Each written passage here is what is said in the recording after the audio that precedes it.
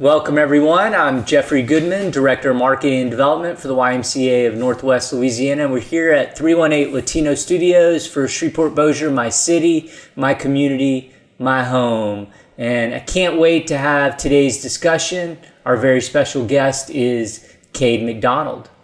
Kade, good to see you. Great to see you.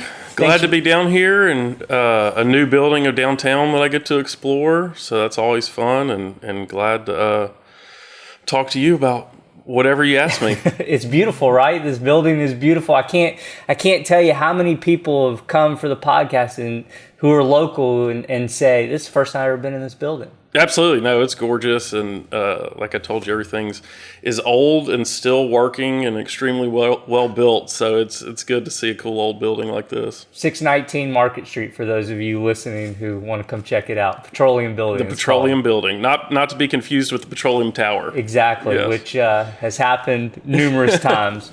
Well, all right, Kade. Well, we're gonna jump into your world. You grew up in Ruston. I did. You're a commercial relationship banker 1, VP at Origin Bank.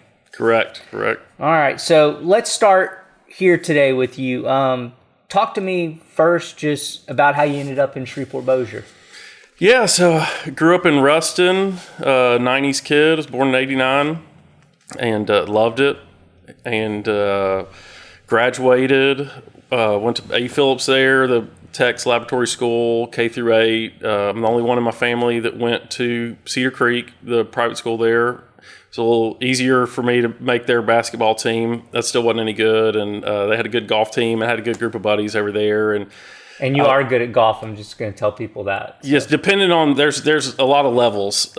Decent little country club player, not the best, but that's my main hobby. So I have a lot of fun playing golf and met a lot of people doing that. But so also the only one in my family went to LSU. 3 sisters, they all went to Ole Miss, and so went down to Baton Rouge, joined a fraternity, and really easy story of how I got to Shreveport. So one of my pledge brothers, still one of my best friends this day, Gray Marston, he lives here in Shreveport. I had gone to LSU, and my dad had started piddling in oil and gas investments, and he said, hey, I think this kind of suits your personality, and I think you might like this. Just because I wasn't going to do this, but Kade's dad is Kyle, and Kyle is the owner of Argent. So he's a CEO. They have a pretty diverse ownership group. He's founder and CEO, and he's been the CEO for about 35 years. He is an owner, but they've through a lot of mergers and acquisitions, they have a pretty diverse ownership group for a private company. And they're a very large southeastern wealth management company. They have a lot of different niches, mineral management, some other things, ESOP management, but at their core, they're a trust company.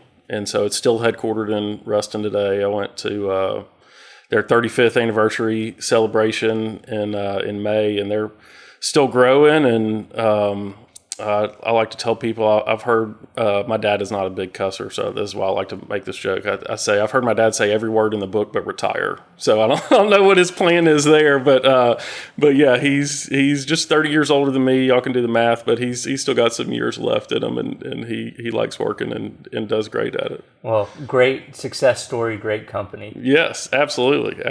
I was messing with him. He called me to see if I was going to their 35th anniversary celebration. I said, yeah, of course. And I said, man, that's 35 years, but you really took the easy track starting a trust company in Ruston. I mean, that's just a path to success, and not messing with them in such a small town. It's really impressive what him and their, entire staff and team and lots of very competent as lots of very qualified and high achieving individuals work there, and so it's a great company. Back to I could talk about that. I could do this interview just on them probably, but go down and really in Ruston, I was mostly exposed to landmen. Had some of my dad's good friends are landmen, and that's kind of how I got into dabbling in some investing. And so I just went to LSU, and you can kind of tell through my life story, I've just kind of make a decision and stick with it. And so I was going to be a landman, and my dad said, what are you going to major in? And I said, business, And he said, well, if you're going to do business, just do accounting, in case you get into oil and gas, who knows how that's going to go. You can always find a job with an accounting degree. I said, great. So I went down there, majored in accounting, and in the fall of 2007, it's my freshman fall, I met my pledge brothers, Gray Marston's dad, Jimmy Marston, and he was the head of land for Goodrich Petroleum since its inception until he retired. And so when I met him, he said, what do you want to do? And I said, I want to be a landman. And he said, that's funny, I'm a landman. And he said, I've never heard anyone say they want to be a landman going into college. Normally you just kind of fall into that. And so we always talked, we kept in touch, and if I came up to Shreveport to see Gray, I would talk to his dad. And so spring my senior year rolls around, and, trying to figure out what I'm going to do to buy my own groceries, and so Jimmy, I lived with Gray at this point, and so Jimmy asked me, he said, what do you want to do? And I said, well, I'd still like to be a landman. And at this point, 2008, spring of 2008, basically the Haynesville Shale, explodes, and anyone could get a landman job. And then at this point, in spring of 2011, the initial boom has kind of slowed down. And he said, well, I'll tell you what, you told me you wanted to be a landman before everyone did, so I got a job for you. So August 1st, 2011, I started at Goodrich Petroleum and did that for about 2.5 years.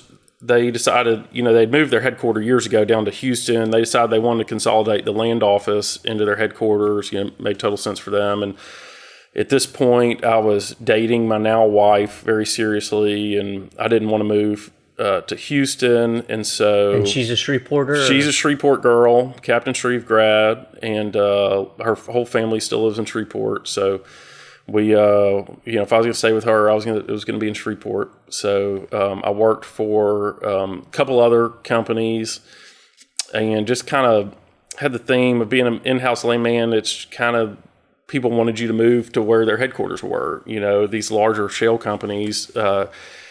And I didn't really see a path, so I fell back to the simple decision that I made that my dad, encouraged me to do, was an accounting degree. And so I had interviewed with some banks before, and I had a pretty strong connection to Origin due to it being headquartered in Ruston. And so I, called them back and said, hey, I'm kicking around, being a banker. And they had grown a lot in Shreveport, and they'd had someone leave and had a kind of an orphan book of business. And they said, can you start on Monday? I said, no, give me like 3 weeks to unwind everything. And so anyways, I started there in April of 2017. Okay. So I've been there, over 8 years now.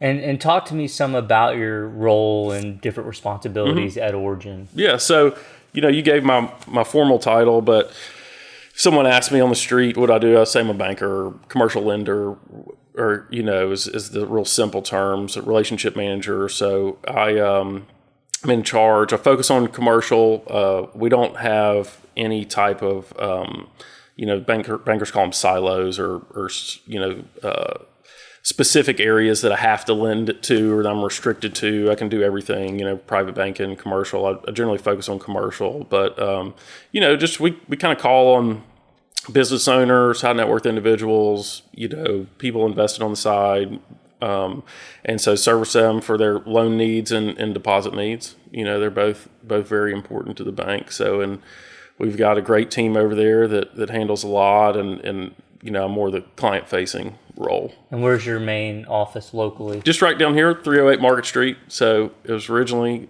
speaking of a cool old downtown building, it was originally Ray Dickinson Ford. And so Origin bought the building. Before I was there, 10 or 12 years ago or so. So we've down there, come downtown every weekday. Love it. All right. Well, my next question's, I just want to hear, we love having people like you in town. We need people like you in town. I'd love to have 100 times as many people like you in town. So all that to say, just, describe and share a little bit about what it's like to be a young professional in 2025 in Shreveport-Bossier? Yeah. Well, I'll start it with a joke. Being from Ruston, when people make the generic question, why don't you move to Dallas or Denver, Houston, wherever, I say, well, I've already moved to a big city once, and this is big enough for me. But seriously, Shreveport has everything that you need. Shreveport-Bossier, I'll say. And I don't feel as if I'm limited. And if anything, I think if you have a drive to, be on the ownership side or investment side of something and really grow in your career, I would almost argue that it's easier in Shreveport than a large community. I mean, I'm not the sharpest tool in the shed by any means, and large cities have a lot of extremely bright, extremely driven people, and there's just a lot of competition. And in Shreveport, I've never had someone tell me no to a meeting. I feel like there's plenty of wealthy individuals here, and I feel like I can walk in anyone's office. Everyone's so kind and welcoming, and so it's easy. I mean, I haven't pulled it off, but I've had a lot of friends that have ideas and no money, and you can find it in Shreveport, and people are willing. I mean, there's probably more money than opportunity here, and so I feel like people are really, these investors are really thirsty for young people and with a good drive, and so I would, on top of just the cost of living, I mean, wife and I are fortunate enough to live in Southern Tracy. I mean, a gated golf course community and members at a really nice country club. And if we were in these other cities I've talked about, we wouldn't pull that off. And so, I mean, I think there's everything you need. I used to tell people, I like to answer serious questions with jokes, as you can tell, and they'd say, why don't you move to Dallas? And I'd say, I don't like sushi that much, and we've got some fine sushi here. Well, now, Koi opens up, and it's as nice as sushi as you can get. So we've got everything now. That was Koi checked the last box of upper end sushi. So being here as a young professional, from your standpoint, is fantastic. I really enjoy it. I mean, I think that that we have a need for more young professionals, I agree with that, but the demand is higher than the supply here. So I don't think that I've never felt like I was short on opportunity, and especially with the way the world is now. I mean, you can live here and do anything, national, worldwide, if that's, if you want to, but there's no limitations. And so, I mean, if you give me a town where the cost of living is low and there's plenty of connections, across the United States, I mean, I think that it's an asset more than a liability. It's my opinion, at least. I agree. Well, in addition to your great work at Origin, you're currently the chairman of the board, if I'm not mistaken, for Sci-Port Discovery Center. And so, share a few of the great things that are happening at this very important institution. Yes, yeah. So it's a prime example of of opportunities. I mean, I'm just a 36-year-old banker. I'm not an executive or senior vice president or anything, and I'm fortunate enough to be the chairman of the board at Sci-Port, which is just a great institution in downtown Shreveport that your mother was extremely instrumental. And, I mean, she's one of a select few people that Sci-Port really wouldn't be here without her. I felt like I had to say that, but thank you. But it's a great, Science Discovery Center in downtown, and it does a lot of amazing things. I mean, I don't think a lot of people realize this, but I mean, we'll see 100,000 plus visitors a year, in downtown Shreveport, and it's incredible. And it's amazing, and thrilled to be on the board there. When I was called and asked to be on the board, I was fairly surprised that they would want me, but I immediately said yes. I mean, I remember taking road trips or field trips over here from Ruston when it was open. I mean, I remember the facility opening, there in the late 90s and coming over here. And so I was thrilled to get involved and help in whatever way I can. And tell me just maybe, what some of the things people are going to see or find if they walk into Sci-Port now. Yes. So 92,000 square feet. So your mother was extremely involved in both. But it was originally, you're going to have to check me on the math here. Was it 66,000 square feet? And they added on another 26,000 square feet. So it's huge. And there's, my daughters are slowly starting to get out of the pop museum. That's really popular for kids. I mean, at its worst, if it's hot outside, you can bring them up to pop and let your young kids play in there for a few hours. But there's, I forget the number. I'm going to forget a lot in this meeting, or in this interview, but forget the exact number of exhibits. But I mean, hundreds of interactive, science-based, STEM-based exhibits where the mission is to have a fun and immersive STEM-based learning environment. And so all of our exhibits have to fit that need and very involved with Kade and Bossier teachers and the school system and making sure that it fits their curriculum needs. Field trips are a large percentage of our visitors, but we see a lot of just walk-in traffic. And I would say Sci-Port at its worst is a really fun place in downtown Shreveport to go, and at its best, it exposes a child to STEM learning and maybe even creates a career path for them that they would not have otherwise been exposed to, and that's really what kind of pulls at my heartstrings for Sci-Port, is just creating opportunities for children to enjoy STEM-based learning.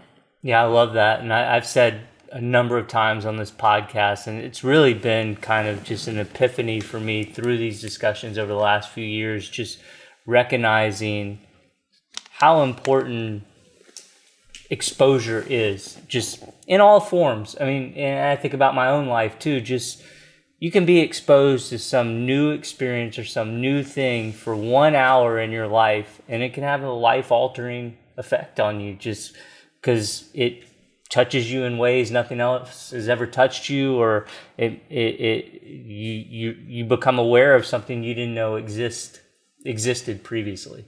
Absolutely. No, I mean, I think that life is, can be defined in a few moments. I mean, I kind of gave my whole life story there in about 90 seconds. And so there's, just kind of like I told you, a couple interactions lead me to Shreveport, and I hope that, I know in the past Sci-Port has had some of those interactions for children, and I hope that it continues on for as long as it can. Me too. All right, so my next couple questions, I want to get more of your perspective and opinion just on Shreveport-Bossier at large. Mm-hmm. So my first question is just, as you look out at the Shreveport-Bossier community, what are some of the things that concern you the most or keep you up at night? And as a father of young children who are growing up here, just in general, what would you like? What are priorities for you in terms of these are things? I love it here. I have a good life as a young professional here in Shreveport-Bossier. I'm very content and happy here. But if I had to, really focus on, I don't know, 3, 4, 5 things, this is where I'd want to see Shreveport-Bossier really grow. Yeah, so I'm a fairly optimistic person, but I know that this is probably a boring answer, but extremely important. I think that my main item for Shreveport's future that would be a concern is infrastructure. So I'm sure that you've had plenty of people come on and talk. I mean, Shreveport is basically, the population density is about like Houston, which is an extremely spread out town. And we have, so many city-owned parks and buildings. Sci-Port's a city-owned building. And it's expensive, for the city to run all that. And so I've definitely empathize with all of our elected officials and city employees on trying to manage a budget on a city that's that spread out. Of course, I'm not helping anything. I can see if the Caddo Parish border was visible, I could see it out of my front door. So I can't live any further from downtown and working in downtown. So I'm not saying I'm helping the problem, but that would be my main issue, that we have to have good streets, travelable streets, and we have to have clean drinking water, and we have to have a sewer system that works, and we have to maintain our parks to the best of our ability, and we have to be able to pay for all that. And that's a concern as you look at, a city that's not shrinking as fast as everyone says it is, but slowly shrinking. And, we need... In terms of population, correct. And the area, I wouldn't say, if you kind of, drew a 40-mile circle around Shreveport, I don't think we're shrinking, but that would be my main concern. Is a typical, salesperson type. Everything can be fixed with revenue. So do you want to just raise the property taxes on the people that are still here? Or do you want to get some fresh faces in here? Which is kind of what you're hinting at about the young professionals. So I think there's a lot of people working towards that goal of just kind of getting a refresh. I'm hoping, if I had to give an optimistic spin, I'm a millennial age, and all through the news is, millennials can't afford to buy houses and everything. And I think in Shreveport they can, and we've talked about through remote work or working for a Shreveport-based company. I mean, if I had to tell someone that's living paycheck to paycheck in a big city, I'd say, come on into Shreveport. We've got what I consider a great public school system. And my wife went public school her entire life, and we do have our girls in private school. But when kids, I'm going to say this optimistically about the school system. I'm in that age of all of my friends have young children, and you stress about, what school are we going to send them to? And I'll list off 8 or 10 off the top of my head that you can go to for elementary school that I'd be thrilled with. We picked a school and we're thrilled with it, but I like I said, I could have sent them to 8 other schools and I'd be thrilled with those too. So it's not really a concern of mine. The magnet school system is great. Neighborhood school systems are great. I mean, my wife was a public school teacher before or after we had our second daughter. She made a decision for her to stay at home with the children. Now we have 4, so we definitely need her there.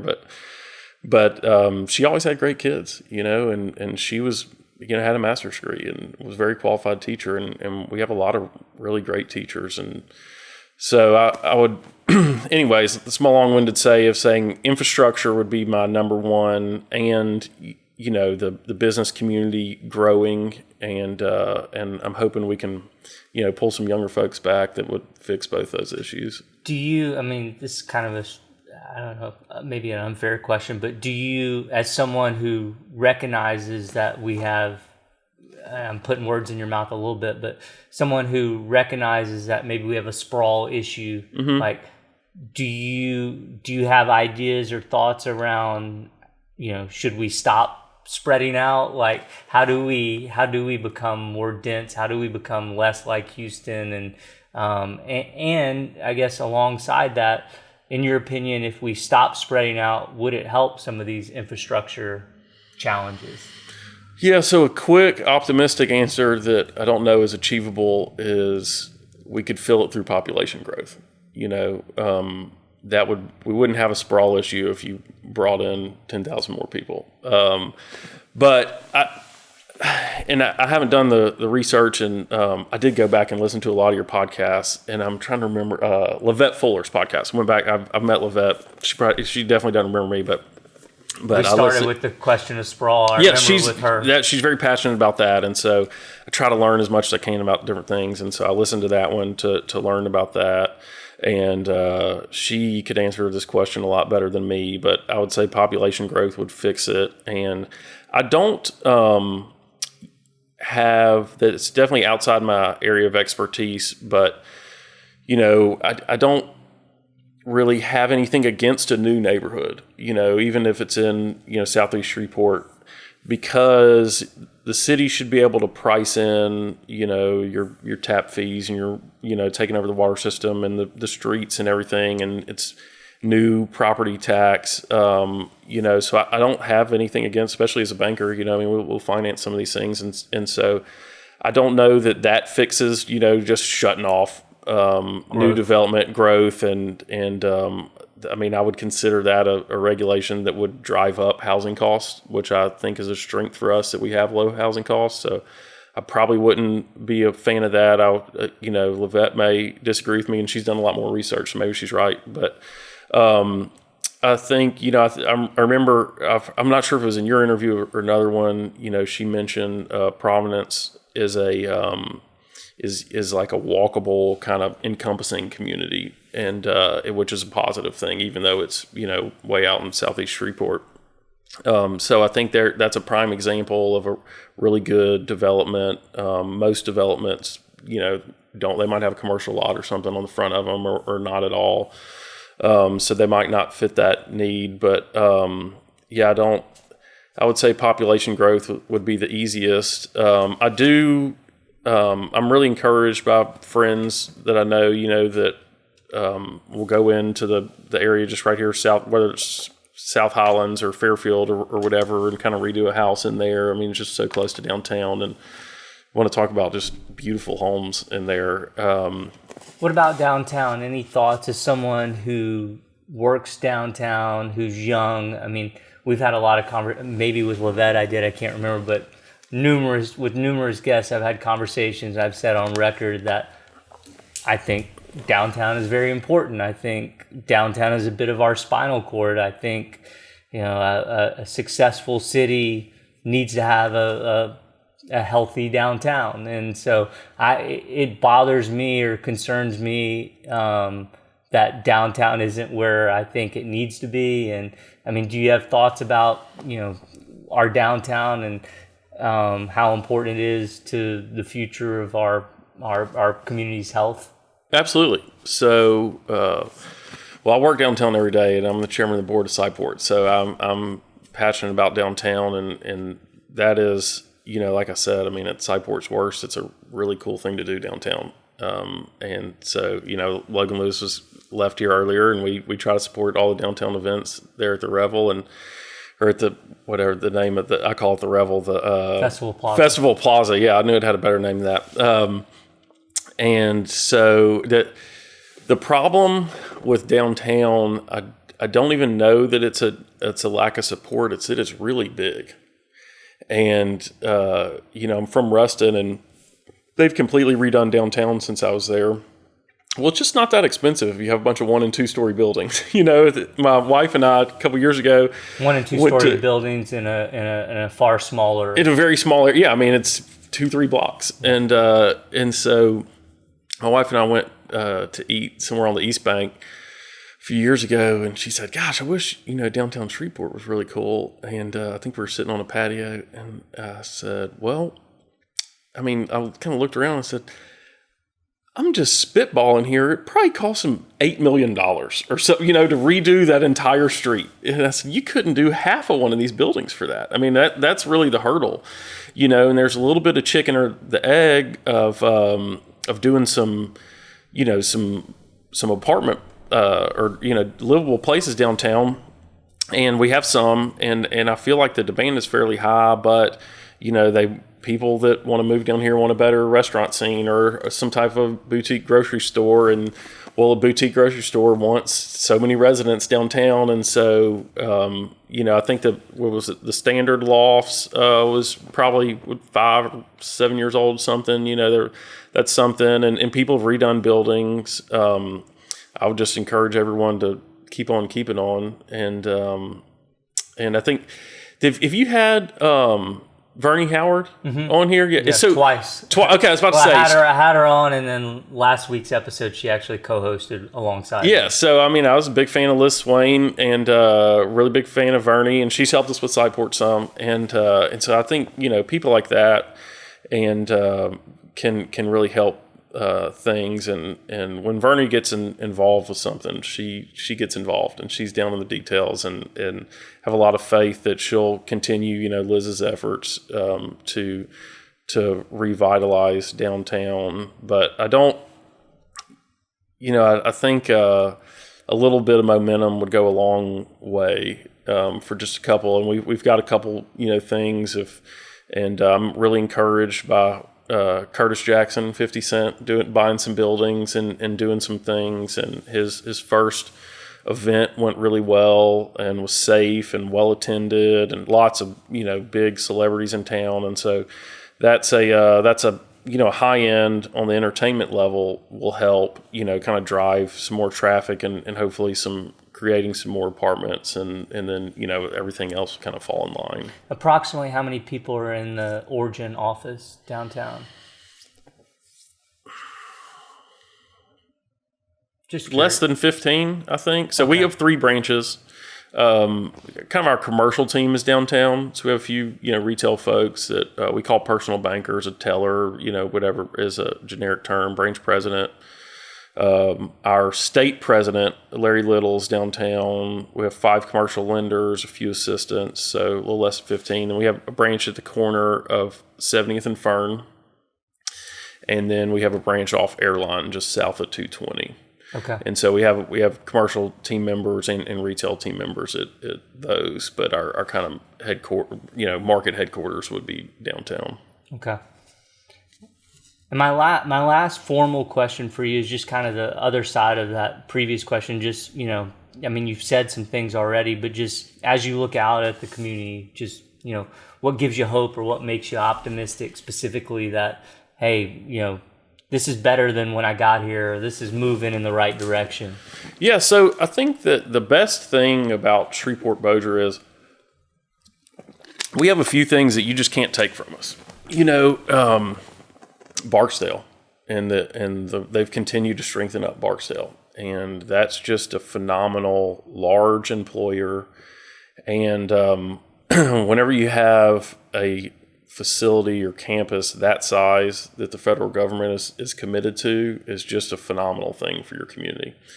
The other thing would be the education, the high end upper education, the colleges, very strong on that for a community our size, which I think is great. The med school is huge. I'm very appreciative of Willis Knighton being here, and really giant medical presence. As American, I'm thrilled that Ochsner is really committed to the community. Nothing's better for the clientele than some competition. And so I'm glad that both of them are committed to the area. I mean, we really, and then the third one, I'll get back. The third one is oil and gas. Namely the Haynesville Shale. That you can't pick that up and move it. And so which is still ongoing, right? Absolutely, absolutely. I mean, as technology, it's really expanded. If anything, I still have a bunch of buddies that, in oil and gas, and so, as technology has increased, basically the economic area of drilling is expanded. You'd have to get a geologist to explain it. But I mean, the shale is gigantic. They. The core, being Condon, Rotor, Kade, Bossier, and but then they've expanded to the east and expanded, to the west. I mean, when I was at Goodrich, we kind of, as of course, landmen just kind of penciled in I-20. Just why go above I-20? It's so you just can't make any money up there. And now, I mean, they're just drilling around Cross Lake, and I think I read an article about the old Shreveport Country Club being developed, and Greenwood, north of Greenwood, everything, and it just drilling phenomenal wells. And so, you can't take that from us. And very long natural gas as our energy demands increase. I mean, it's the cheapest, cleanest, most efficient way to it gets. To create energy. It gets grouped in with fossil fuels, but I mean, if you really look into it, it is so much cleaner and easier, and it's right here. So, from your standpoint, or in your opinion, I mean, Haynesville Shale is something that's going to pay dividends for us for another 10, 20, 30, 40 years. Mm-hmm. Yeah, absolutely. I mean, there's, to Kade Island, it's a different rock or sand or whatever, but there's 100-year-old wells out there. And so, yeah, they aren't going to produce what they, a billion cubic feet in a month or something like these new wells can, but it'll continue to trickle out. And, as price, looking 30 years from now, the price of natural gas might be so high that, they're drilling who knows where to catch the Angel Shell. And so that's for someone a lot smarter than me to predict, but, those wells aren't going anywhere. But anyways, to concisely, I would say Barksdale Healthcare Energy is a really good base for us that's not going anywhere. Love that. Well, Kade, thanks for being here. Those were my set questions. Yeah. Is there anything I didn't get into with you that you want to share? By all means, I'd love to hear it.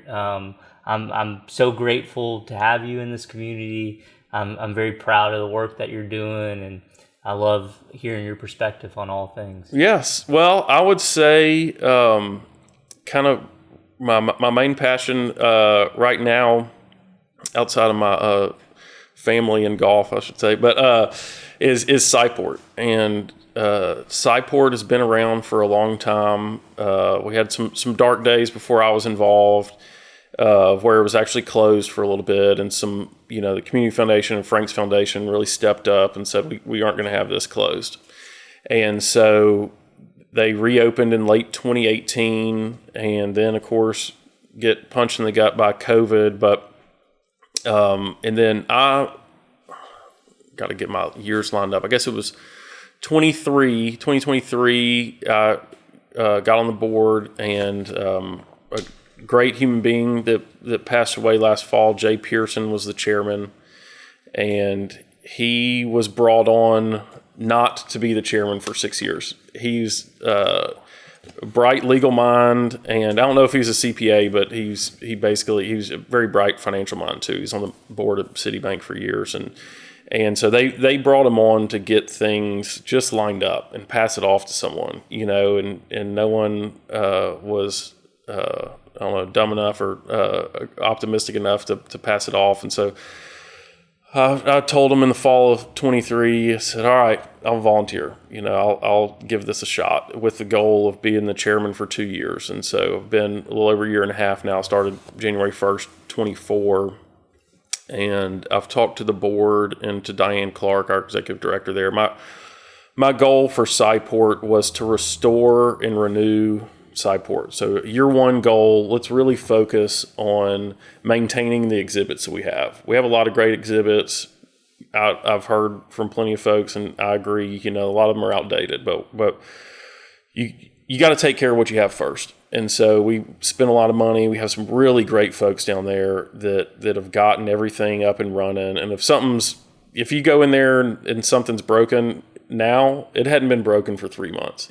Some kid came in and played too hard and it broke yesterday, and we're working on it and we're fixing it and we've ordered parts, and so I take a lot of pride in that. Really proud of the team for that. And then now my goal is to renew, and I think that we need to have an ongoing cycle of exhibits to where people that my family and I are members, and we go several times a year, and my kids don't want to play with the same exhibits for 10 years in a row. And so we've got some really exciting things. We've got Diane probably wants me to be more secretive about this, but I'm an open book. So we've got Ochsner has donated an exhibit that should be finished soon, sometime this fall. We had a meeting in Ruston with some really, really bright folks that we're going to get some flight simulators in there.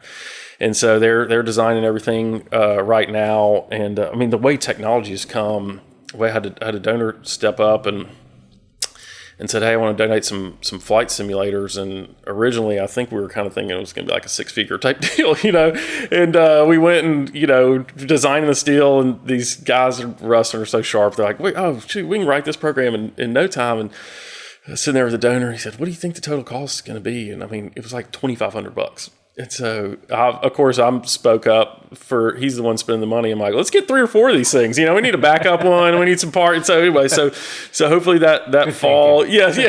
So that's, I'm trying to channel a little bit of your mom. She used to ask for millions. I can at least ask for $10,000. So that'll be fun. I'm trying to think of some, we have some other exhibits, but that's, I would say, pay attention to our social media, be on the lookout. We're going to have some new exhibits coming.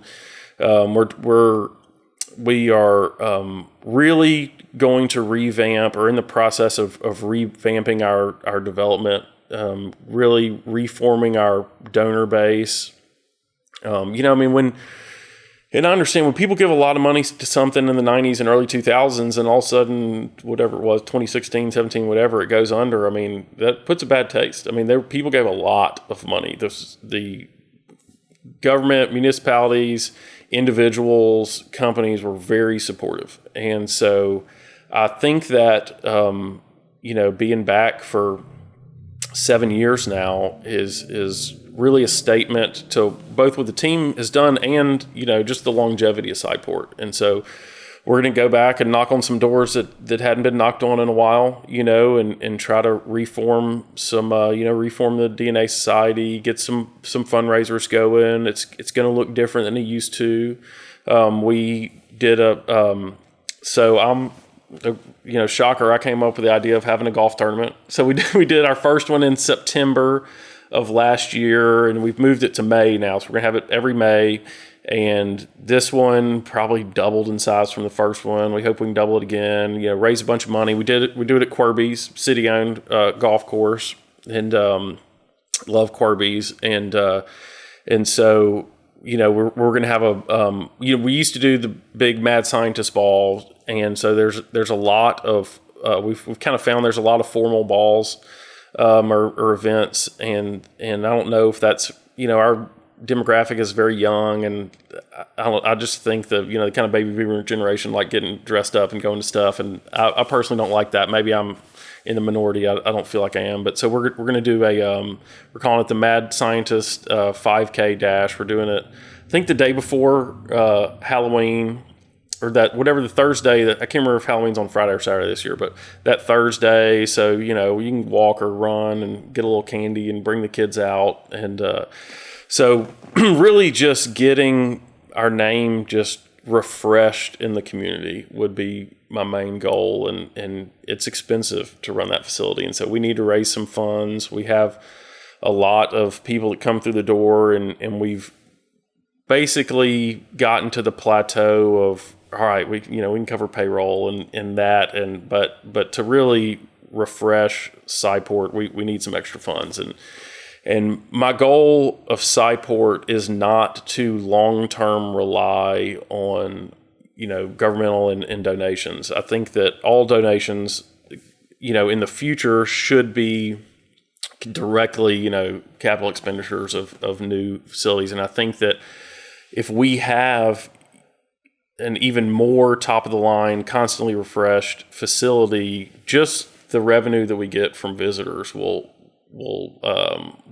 help us, survive and grow. And that's really my goal of Sci-Port, is to be self-sustaining, so we don't have to have an economic crash or something. And the government can't give us any money, and donors can't give us any money. That we'll still be around, and that's kind of the long-term vision. We'll see who steps up to be the next chairperson. I've got some ideas. I don't want to volunteer him or her, but I hope we've got a great board, and we'll see who steps up and keeps it going. Well, along those lines, I would just encourage anyone who hadn't been to Sci-Port in a while, go with your entire family. We have so many great things in Shreveport-Bossier that only work and only will be here forever if we support them. And so that is, not only, you don't have to make huge contributions or donations to Sci-Port. I'm sure Kade would love for you to, and my mom would too, and Diane would too, and I would too. But the first step is just go there, see what Sci-Port is in August of 2025, and continue to frequent it as it updates and refreshes and renews itself. Absolutely. I would encourage anyone, especially with children, to get a membership and go. And we have a membership, and then, it's a sunk cost at that point. And so if it's raining or it's too hot, my wife will just run down there. And if you don't have kids, maybe you have grandkids, can't think of a better Christmas gift. I mean, I don't know if other people's house with young kids are like mine. There's, growing up in the 90s, stuff was kind of expensive and there wasn't a bunch of it. And I mean, you might have one or two really cool toys, but now everything's just plastic and cheap, and gosh, we have so many things, and I don't want more gifts from my grandparents, and here comes Christmas and we're going to get some more. So yeah, buy your grandkids' family a membership. I mean, it's not going to fill up their house because that's what their parents are worried about, and it gives them something great to do. Great idea. Also, if you don't have any kids, check out the only fully domed IMAX theater named after your mother in Louisiana and within a large area. So we show feature-length films. We have educational films kind of morning and then afternoon. We have feature-length films. Pay attention. It's another thing we're working on is I'm not a big movie buff, but we got some movie buffs on the board, and they're telling us that we need to get on the Fandango app. And so coming hopefully in the fall, we'll be on that. And it's a little free advertisement for when people pull up their app and they're just looking for a seat and they don't really care what theater. Well, I mean, if you can watch a movie in an IMAX theater compared to just a big flat screen, and we've got a concession stand. Concession stands are cheaper than the other ones. We still got popcorn and Cokes and everything. So it's an incredible space. If there's anyone listening who's never been there, it's unlike anything in the entire state. So highly. Absolutely. I cannot recommend that enough. And so, like I said, I mean, maybe I should, instead of it being a cool place to go downtown, you can just go watch a movie in the best theater in Shreveport. I mean, there's so many things to do there. And so I would encourage anyone, if you hadn't been in a while, join as a member, start going. It's just a great way to support just a real crown jewel of downtown Shreveport. And you're really supporting the future of Shreveport-Bossier too, just knowing that you have this institution that's exposing kids to things they're probably not going to get exposed to otherwise. Absolutely. I hope there's a kid that comes on a field trip this fall that all of a sudden, STEM becomes fun for him or her, and they move back to Shreveport or go to school here and create some giant company, ended up donating a whole bunch of money to Sci-Port. What a wonderful circle that would be. Exactly. Well, and my hope too is, in 5-10 years when someone asks Kade, what are you optimistic about? Similar to your answer about Barksdale, like they can't take that away from us. I want people to say, they can't take Sci-Port away from us. It's here to stay. It's permanent, and it's part of our identity and part of what makes us special. I think that's a great goal. I'm going to tell the board that I want Sci-Port to be just as anchored in as the healthcare community and energy community in Barksdale. I'm going to mention that at our next board meeting. Love it. Well, Kade, anything else? Love having you here. Appreciate all you're doing. Absolutely. No, and I appreciate you. Like I said, I was cramming for the test. I listened to a bunch of your podcasts. So if you want to learn about Shreveport-Bossier, go back and listen to all these podcasts. Lots of great individuals have been on here, a lot more distinguished than I am. So I'm glad you swept me under the rug and got me in here to talk about Sci-Port. Me too. Thanks, Kade. Appreciate Absolutely. you. Thank you.